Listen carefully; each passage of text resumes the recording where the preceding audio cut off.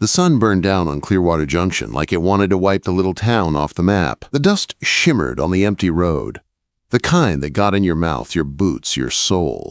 It was the summer of 1870, and the frontier showed no mercy to anyone who dared live on it.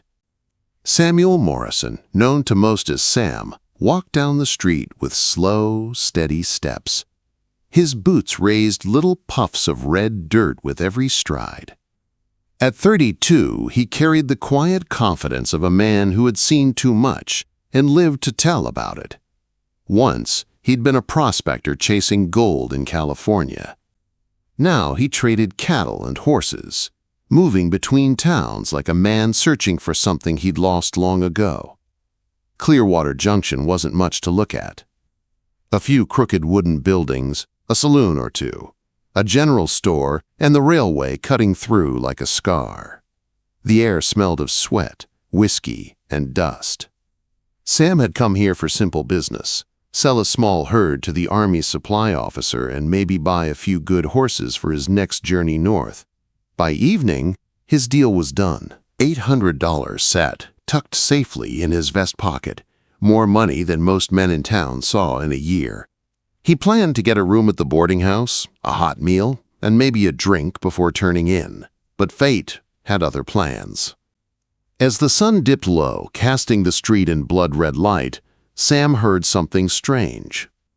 A voice carried over the usual noise of horses, laughter, and piano music from the saloon. It was rough, sharp, like someone barking orders. Then came laughter, cruel and mean. He turned toward the sound. Outside the Silver Dollar Saloon, a crowd had gathered, about 30 men, some drunk, all curious. They formed a half circle around a man Sam recognized, Josiah Blackwood. Everyone in the territory knew the name. He called himself a lender, but folks whispered he was something worse. He wore fine clothes that didn't match the dirt under his fingernails, and his smile never reached his eyes. "Gentlemen," Blackwood boomed, raising his voice like a showman, "tonight you got yourselves an opportunity. A young thief caught stealing, owing debts she can't pay. The law says she works till it's settled. Who'll take her off my hands?" Sam stopped cold. His jaw tightened. Next to Blackwood stood a girl. No, a young woman, barely 20. Her wrists were bound with iron shackles, her dress torn and dirty, bare feet raw and bleeding. Her hair, what he could see of it beneath the grime, had once been red gold. Her face might have been beautiful, if not for the bruises and fear that haunted her eyes. The crowd jeered and shouted bids like they were buying livestock. $50. Then, 60. Laughter followed every number. Sam's hand twitched toward the Colt on his hip, but he held back. Interfering in a scene like this could end with a bullet in the gut. Still, he couldn't look away. Blackwood yanked the chain, making the girl stumble forward. "She's strong, and she'll do what she's told," he said with a smirk. "Maybe cook, maybe clean, maybe something else. Who'll make it 70? The men laughed again.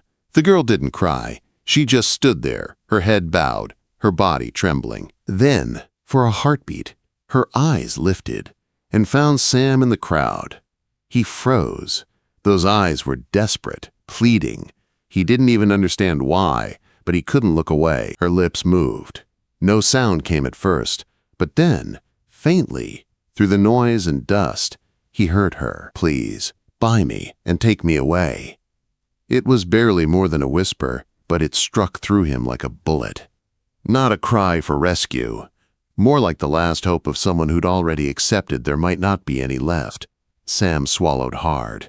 He could walk away. He'd seen worse things in worse places. A man didn't survive the frontier by fighting every wrong he saw.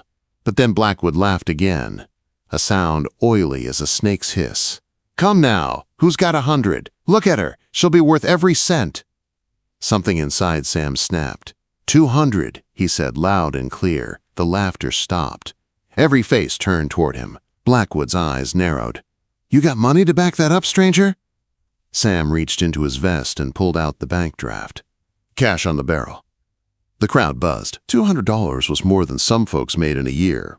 Blackwood hesitated, then grinned. You must be real lonely, mister. She's yours, if you can make it 300. 300, Sam said without blinking. Silence. Even the wind seemed to pause. Then Blackwood spat in the dust and extended his hand. You got yourself a deal. Sam handed over the money. The chains fell with a sharp clang that echoed down the street. The girl swayed, like she might collapse, but stayed standing. She's your problem now, Blackwood said. Don't say I didn't warn you. Sam ignored him. He stepped forward and looked at the girl. Can you walk? She nodded, voice barely a whisper. Yes, sir. He took off his coat and draped it around her shoulders. She flinched at first, then pulled it tight as if afraid it might be taken away. Let's go, Sam said. They walked past the staring men, the sound of the chains still ringing in his ears. Somewhere behind them, Blackwood laughed. A sound that promised trouble wasn't over. As they reached the end of the street, the girl spoke for the first time since freedom touched her wrists. Why'd you do it? She asked softly. Sam glanced at her, then at the fading sky. Don't rightly know, he said. Guess I couldn't stand watching one more thing rot in this town. She said nothing more. But as they walked toward the boarding house, the evening shadows swallowing them both, Sam knew one thing for sure. He'd just changed both their lives forever. Because in the Wild West, freedom never came cheap, and sometimes buying a stranger's chains meant putting on your own. The boarding house was quiet when they entered, the kind of silence that followed long days and longer disappointments. Mrs. Morrison, the widow who ran the place, looked up from her ledger with sharp eyes that missed nothing. She'll need a room, Sam said, pulling a few bills from his pocket. Hot water, clean clothes if you've got any. Mrs. Morrison's gaze flicked to the girl, taking in the torn dress, the bruises, and the haunted look in her eyes. You'll find no trouble here, she said softly. Room at the end of the hall. I'll bring what's needed. Sam nodded. Thank you. The girl followed him up the narrow stairs, each step slow, as though her legs might give way. The coat still hung around her shoulders, swallowing her small frame. At the door she stopped and turned to him. You don't have to stay, she whispered. Sam studied her, the lamplight catching the dirt-streaked tears on her cheeks. Maybe not, but I reckon you shouldn't be alone right now. He stayed outside the door while she washed. When Mrs. Morrison brought clean clothes and a tray of stew, Sam waited downstairs, nursing coffee gone cold. His mind was a storm. He'd spent $300 on a stranger, and the town's most dangerous man would come calling for it. But when she came down the stairs an hour later, he forgot all that. She looked younger, no more than 18 or 19, her hair clean and brushed, her face pale but steady. The borrowed dress was plain brown, yet somehow it gave her dignity. For the first time, he saw not a victim, but a person trying to reclaim herself. Mrs. Morrison said, "You wanted to see me," she said quietly. Sam gestured to the chair across from him. "Sit. You need to eat." She hesitated, then did as told, spooning the stew carefully, as if afraid to spill. After a few bites, color returned to her cheeks. Only then did Sam speak. "My name's Sam Morrison," he said. "Seems we ought to know each other, considering." She met his eyes for the first time without flinching. "Margaret O'Brien," she said, "from a farm outside Millfield, or what used to be one." "Irish?" Her faint smile carried a touch of pride. "Aye. My folks came over before the famine. Papa worked the land. Mama kept the rest of us in line." Sam nodded. "You said Blackwood claimed you owed him." Her jaw tightened. "He lied. He does that easy. My father borrowed to keep the farm going. When he died, we couldn't make the payments. Blackwood came himself. Said we could work off the debt. Mama refused. She knew what he meant when he said, 'Work.'" Quote. Her voice trembled, but she went on. "They came at night. Mama tried to stop them. She fell, hit her head. I think—" She stopped, swallowing hard. "He took my brother Daniel anyway, said he'd tend horses till the debt was paid. Then he told the sheriff I'd stolen money. The sheriff didn't question it. Blackwood owns him, same as he owns half the town. Sam leaned back, feeling a slow, cold anger settle deep inside him. "And the sale today?" He said I'd been sentenced to labor, that someone could buy my service. But that wasn't labor, Mr. Morrison. That was slavery. He didn't argue. The truth of it burned plain as day. For a long while, neither spoke. The clock ticked on the wall. Outside, the saloon piano drifted through the open window, soft and mocking. Finally, Margaret said, "Why did you buy me?" Sam stared into his coffee. "Because I couldn't stand listening to that crowd one more second. Because I figured nobody else would see you as a person. Because maybe I've been running from my conscience too long." Her eyes softened. "Then I thank you. Even if it cost you more than money." He gave a dry laugh. "That's what worries me." Quote. Later, in the narrow hallway as they parted for the night, she paused. "I meant what I said back there," she whispered. "Please buy me and take me away. I didn't mean to trap you in it, but if you hadn't—" "You don't owe me anything," Sam cut in gently. "What I bought was your freedom. That's all." Margaret gave a sad smile. "Freedom's a fine word, Mr. Morrison, but it doesn't come free. Not for people like me." She disappeared into her room, leaving Sam alone with thoughts that refused to quiet. He lay awake long after midnight, the sound of trains echoing through the town like distant thunder. When dawn broke, he was already up. Margaret was waiting in the dining room, her hair tied back, her expression steadier than before. "I need to find my brother," she said before he could speak. "He's at Blackwood's ranch near Coyote Springs. That's a day's ride west. I can't do it alone." Sam rubbed his face, feeling the stubble rasp under his palm. "You understand what that means. Blackwood won't let him go easy. He'll have guns, men, maybe worse." Quote. "I don't care," she said fiercely. "He's all I have left." Quote. Something in her tone silenced him. The fire in her words reminded him of himself, years ago, before the frontier had worn him down. He sighed. "All right, but we leave before sunrise." Fewer eyes that way. Her lips parted in surprise. "You'll help me?" He gave a half smile. "Seems I already bought my ticket into this mess."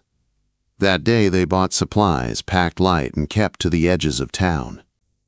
Every glance over Sam's shoulder brought the same fear. Blackwood's men would come for revenge. He could almost hear that man's laughter riding on the hot wind. By nightfall, they'd reached a dry creek bed a few miles outside Clearwater Junction. Sam built a small fire, careful to keep the flame low. Margaret sat across from him, her face lit by flickering light. "What will we do when we get there?" she asked. "Depends on what we find. We get your brother out, then we keep riding. North, maybe. Somewhere far from men like Blackwood." She nodded, eyes on the flames. "You make it sound simple." Quote. "Simple," Sam said quietly, "ain't the same as easy." They sat in silence for a while, the fire crackling softly between them. The desert stretched endless and empty beyond their small circle of light. When the wind shifted, carrying the lonely howl of a coyote, Margaret looked up. "Do you ever wonder if we're meant for something more than just surviving?" Sam met her gaze, the reflection of firelight in her eyes. "Out here, surviving is about as close to heaven as most folks get." But deep down, he knew this journey was more than survival. It was redemption. His, hers, maybe both. And as the stars filled the sky above the silent desert, Sam Morrison realized he had crossed a line that night. He wasn't just saving a girl anymore. He was fighting for something he didn't even know he still believed in. Wait, before we move on, what do you think about the story so far? Drop your thoughts in the comments. I'm really curious to know. The desert dawn came cold and gray, the kind of chill that cut through even the thickest coat. Sam stamped out the dying embers of the fire, his eyes scanning the horizon. They'd ridden far enough from Clearwater Junction to lose the town's scent, but he knew Blackwood's reach stretched wide. Margaret stirred from where she slept, wrapped in Sam's blanket. Her face was pale from exhaustion, but her eyes held something new, purpose. "We can make it to Coyote Springs by noon," she said softly. Sam nodded. "If the horses hold up." They rode hard through the morning, the red rocks and dry brush blurring past. The land grew rougher. the kind of country only men with cruelty or desperation could call home. When they reached the ridge overlooking Blackwood's ranch, Sam pulled his horse to a stop. Below them stretched a wide valley dotted with corrals, a big barn, and a main house built of pale timber. A dozen men moved about, armed and watchful. "There," Margaret whispered, pointing to a small cabin near the barn. "That's where they kept me. Daniel must be close." Sam studied the layout. Years of drifting had taught him to see danger the way a hawk spots prey. "Too many guards," he murmured. "We can't fight our way in." "Then what?" "We think like them, sneak in when they're not looking." They waited until night. When darkness finally fell, the ranch came alive with lamplight and laughter from the bunkhouse. Men drank and shouted, unaware that two shadows were watching from the ridge. "Stay close," Sam said, handing her a small revolver. "If something happens, you ride east. Don't look back." Margaret's chin lifted. "I won't leave without him." Sam gave a faint smile. "Didn't think you would." They crept down through the brush, keeping low. The wind carried the smell of sweat, horses, and whiskey. When they reached the barn, Sam peeked through a crack in the wall. Inside, a boy about 12 was hauling hay under the watch of a big man with a rifle slung over his shoulder. "Daniel." Sam's heart thumped hard. He turned to Margaret. "He's alive." Tears welled in her eyes, but she held them back. "How do we get him out?" Quote, "Quietly." Sam waited for the guard to step outside, lighting a cigar. Then he moved like a ghost, quick, silent. The rifle butt met the man's jaw with a dull crack, and the guard dropped. Sam caught him before he hit the ground. Inside, Daniel froze when Sam entered.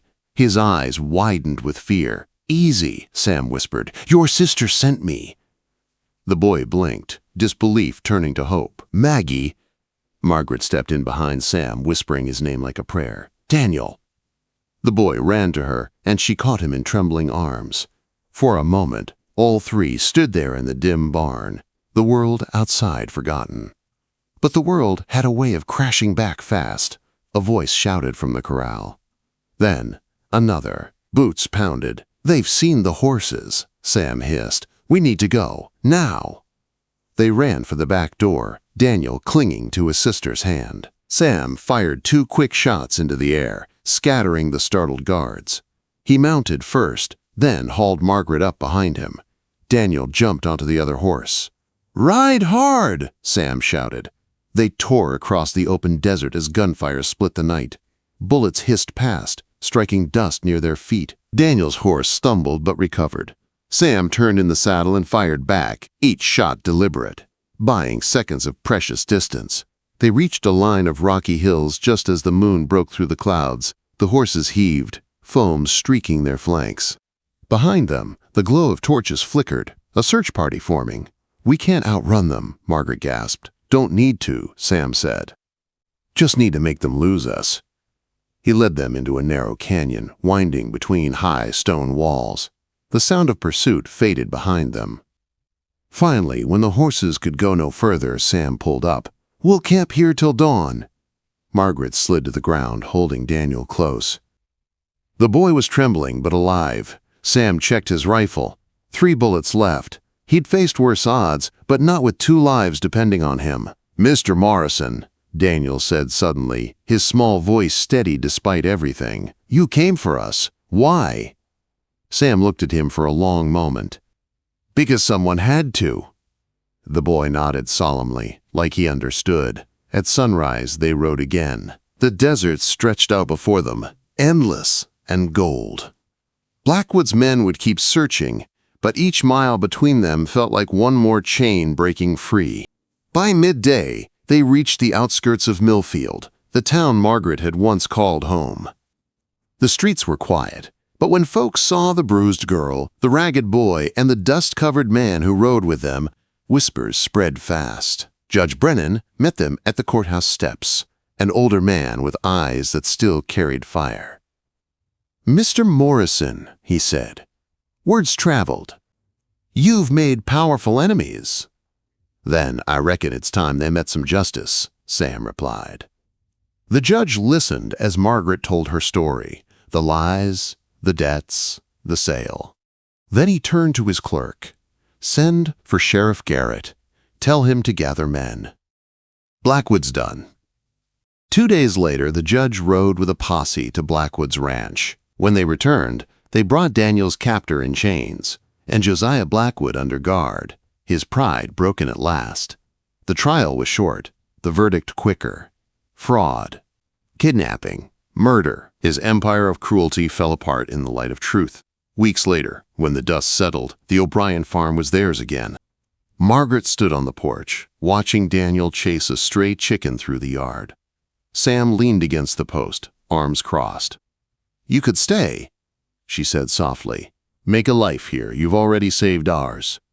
Sam smiled, that slow, quiet smile of his. "Thought you might say that." He stepped closer, the warm wind tugging at his coat. "You said once freedom don't come free. You were right.